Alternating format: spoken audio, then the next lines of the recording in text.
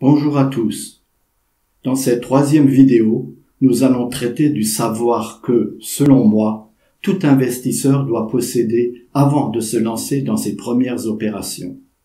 Ce savoir conditionnera pratiquement à lui seul le succès ou l'échec de ses futurs investissements.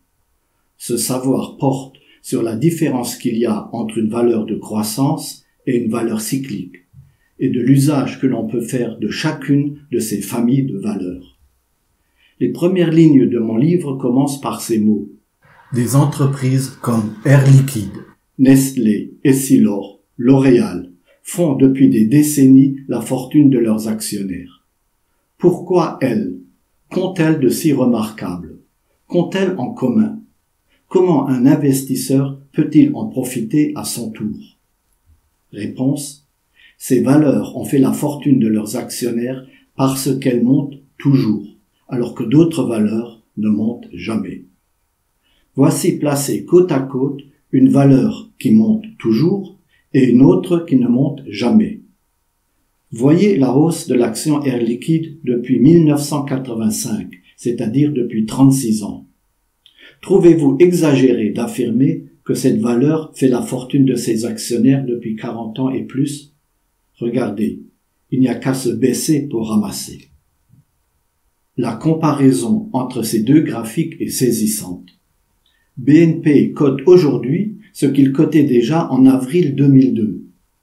Parmi les valeurs qui ne montent jamais, l'action BNP nous en offre un bel exemple. Vous pouvez compléter ce premier aperçu par des observations personnelles en regardant vous-même les graphiques de titres comme Essilor, Dassault Systèmes, Nestlé, Téléperformance, Hermès, LVMH, Visa, Mastercard et beaucoup d'autres. Mais regardez aussi Crédit Agricole, Société Générale, Deutsche Bank, Renault, De Richebourg, Jacquet Metal, ArcelorMittal. Ces graphiques sur très longue période illustrent bien le parcours boursier de ces valeurs au cours des 20 ou 30 dernières années. Pourtant, tous ces titres cotent quotidiennement. Qu'elles aient stagné pendant 20 ou 30 ans ou que leur cours ait été multiplié par 2 ou 3, tous les jours, il se trouve des investisseurs prêts à les acheter. Alors, que viennent-ils chercher? La réponse est donnée en examinant minutieusement les deux graphiques. Regardons le graphique de la BNP. Ce titre vaut aujourd'hui ce qu'il valait déjà en 2002. Oui, mais regardons de plus près. Voyons ce qu'il s'est passé entre août 2002 et mai 2007. En 5 ans, son cours est passé de 30 € à 90 €. Son cours a été multiplié par 3 en 5 ans. Maintenant, regardez le graphique d'Air Liquide. Son cours a mis 7 ans pour se multiplier seulement par 2,5, en passant de 38 € à 94 €. Considérons maintenant ces deux graphiques sur une plus courte période, sur 1 an. Entre novembre dernier et aujourd'hui, en seulement 8 mois, le cours de la BNP a été multiplié par 2. Pourquoi les valeurs bancaires, les valeurs automobiles, les valeurs de matières premières ont-elles rebondi si vigoureusement? Parce que novembre dernier a vu la découverte d'un vaccin. Il a donc été facile d'en comprendre toutes les répercussions. L'activité mondiale allait se libérer du confinement et le cycle économique repartir, ce qui a entraîné la rotation sectorielle que nous observons depuis cette date. La découverte du vaccin a donné le top départ de la hausse des valeurs cycliques.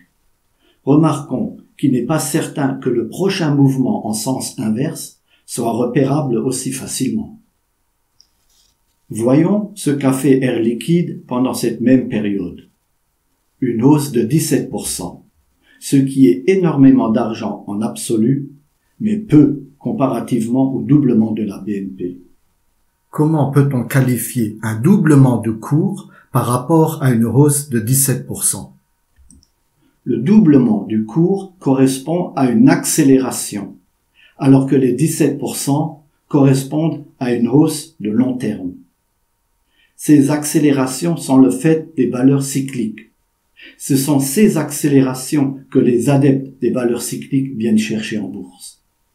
Vous n'en trouverez que rarement chez les valeurs de croissance. Maintenant que le décor est planté, nous devons choisir. Doublement de la mise, c'est-à-dire accélération, ou hausse de 17%. Avant de répondre à cette question, revenons au graphique sur longue période de la BNP. Ce graphique illustre parfaitement l'idée que se fait le grand public du placement boursier. La bourse qui monte, qui baisse, qui remonte, à peine a-t-elle remonté qu'elle rechute et à la fin, on ne gagne jamais rien. Voilà ce qui attend ceux qui se laissent séduire par les valeurs sujettes aux accélérations, ceux qui vont les chercher, ceux qui vont les taquiner. Ils ne gagneront jamais rien. Ce constat est clair, net et précis. Voilà pourquoi j'ai tenu à traiter ce sujet dès la 3e vidéo, pour ne pas laisser aux néophytes le temps d'emprunter une voie qui s'avérera sans issue, celle du market timing. Ces phases d'accélération ne mettront jamais les titres concernés sur des trajectoires de hausse à long terme. Ces titres ne sont tout simplement pas armés pour monter dans la durée. Ce sont des valeurs cycliques qui n'ont qu'un seul moteur, celui du cycle. Un cycle est fait pour s'épuiser, pour retourner au point de départ. Ceux qui n'ont pas vendu à temps reperdront tout et devront recommencer à zéro. Bien sûr, on peut toujours considérer être assez compétent pour acheter en bas et revendre en haut. Que ceux qui veulent tenter leur chance, qu'ils le fassent. Rendez-vous dans quelques années et nous verrons si leurs gains ont été durables ou éphémères. Autre question à se poser. Même si le cours de bourse de la BNP a doublé en peu de temps, au fond, les banques possèdent-elles un beau et solide modèle économique? Non.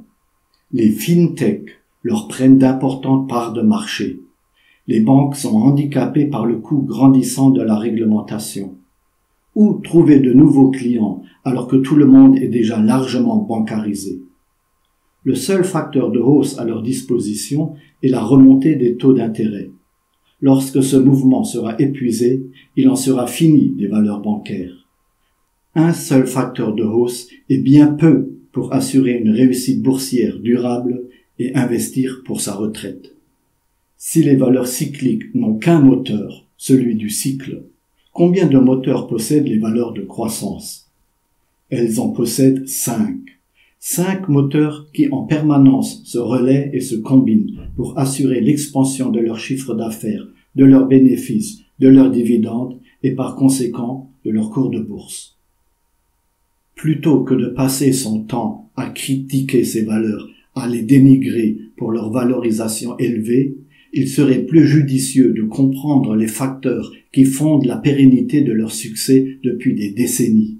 Nous pouvons ensuite faire le pari que ces facteurs de hausse poursuivront leur effet bénéfique dans la durée. Puisque la bourse est un placement risqué, voilà un risque qui mérite d'être pris. Je vous cite les 5 moteurs caractéristiques des valeurs de croissance. Elles opèrent sur un marché structurellement porteur. Elles opèrent sur un marché structurellement porteur. Il y a 2 minutes, nous venons de dire que les valeurs bancaires avaient du mal à trouver de nouveaux clients. Là, il y a quand même de quoi réfléchir. Donc, je reprends. Elles opèrent sur un marché structurellement porteur et peu influencé par la conjoncture. Du fait de ce marché porteur, elles bénéficient d'une croissance plus régulière et supérieure aux autres valeurs. Elles sont leaders ou co-leaders sur leur marché. Elles pratiquent régulièrement des opérations de croissance externe. Elles fournissent un effort soutenu d'innovation. Une remarque. Lorsque l'on peut compter sur 5 moteurs de hausse, reconnaissons que les chances de gain sont quand même plus élevées que celles que l'on peut attendre du monde bancaire où le succès dépend de la seule remontée des taux à condition de pouvoir encore la gérer cette remontée des taux, ou du monde de l'automobile qui frôle systématiquement la faillite à chaque crise économique et que l'on sauve in extremis à grand renfort de coûteuses primes à la casse.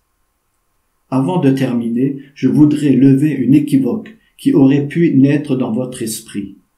je veux relever la différence qu'il y a entre une valeur qui, à l'image de Solocal, chute massivement et d'une façon ininterrompue depuis de longues années, et les valeurs cycliques qui n'ont rien fait de date à date, mais dont le parcours est entrecoupé d'une succession de fortes hausses et de fortes baisses. A priori, Solocal n'exerce aucun attrait sur un investisseur, alors que les valeurs cycliques en exercent de très forts. Cet attrait et la difficulté à le gérer présentent un danger dont il est bon d'être prévenu. C'est ce qui a motivé cette vidéo. Ainsi, chacun peut agir en toute connaissance. Nous avons parlé des valeurs de croissance et des valeurs cycliques. Dans la prochaine vidéo, je vous parlerai des valeurs value, les fameuses valeurs value. Encore une belle escroquerie intellectuelle. Je vous remercie de votre écoute.